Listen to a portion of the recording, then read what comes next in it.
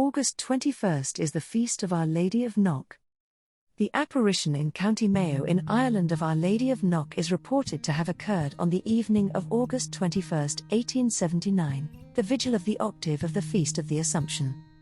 Those who witnessed the miracle ranged in age from 5 years old to 75. The apparition was described as follows. 25 parishioners stood to witness the apparition for 3 hours as they recited the rosary.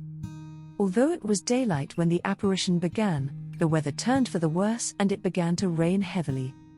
The area around the apparition appeared unaffected, however, as the ground remained dry as long as the vision lasted. She did not speak, but the gable of the church where the manifestation was made was covered with a cloud of light. Saint Joseph, the foster father of Jesus, also wore white robes and stood on the Virgin's right. He inclined his head respectfully toward the Blessed Virgin. Saint John the Evangelist wore a mitre, and appeared to be preaching as he held a book in his left hand. Since then thousands of people have gone to Knock to pray to Our Lady. Their prayerful, penitential and reverential spirit has been commended again and again by visitors from other lands. No sign of commercialism detracts from the purely religious atmosphere of that hallowed spot. People from all walks of life kneel in humble supplication before the shrine of Our Lady, fully confident that she has sanctified that spot by her apparition. On the evening of August 21, 1879, Mary Mclaughlin, the housekeeper to the parish priest of Knock, County Mayo, Ireland, was astonished to see the outside south wall of the church bathed in a mysterious light. There were 3 figures standing in front of the wall, which she mistook for replacements of the stone figures destroyed in a storm. She rushed through the rain to her friend Margaret Byrne's house. After a half-hour Mary decided to leave and Margaret's sister Mary agreed to walk home with her.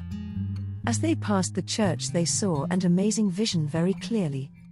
Standing out from the gable and to the west of it appeared the Blessed Virgin, Saint Joseph, and Saint John. The figure of the Blessed Virgin was life-size, while the others seemed to be neither as large nor as tall. They stood a little away from the gable wall about 2 feet from the ground. The Virgin was erect with her eyes toward heaven, and she was wearing a large white cloak hanging in full folds. On her head was a large crown. Mary Byrne ran to tell her family while Mary McLoughlin gazed at the apparition.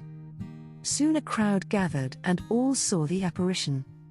The parish priest, Archdeacon Kavanagh, did not come out, however, and his absence was a disappointment to the devout villagers. Among the witnesses were Patrick Hill and John Curry, as Patrick later described.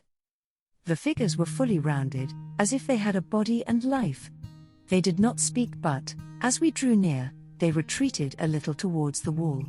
Patrick reported that he got close enough to make out the words in the book held by the figure of Saint John. An old woman named Bridget Trench drew closer to embrace the feet of the Virgin, but the figure seemed always beyond reach. Others out in the fields and some distance away saw a strange light around the church. The vision lasted for about 3 hours and then faded.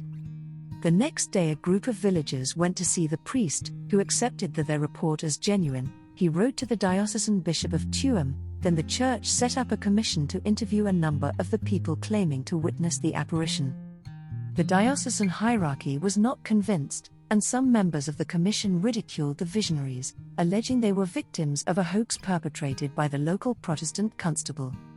But the ordinary people were not so skeptical, and the first pilgrimages to Knock began in 1880. 2 years later Archbishop John Joseph Lynch of Toronto made a visit to the parish and claimed he had been healed by the Virgin of Knock. In due course many of the witnesses died.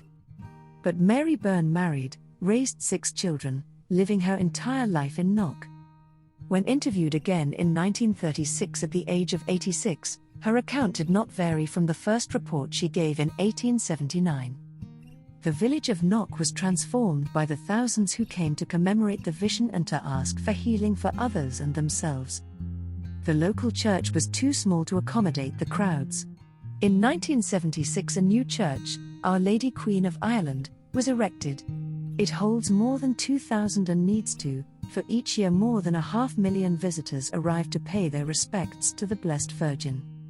The church approved of the apparition in 1971 as being quite probable, although it has never been formally stated.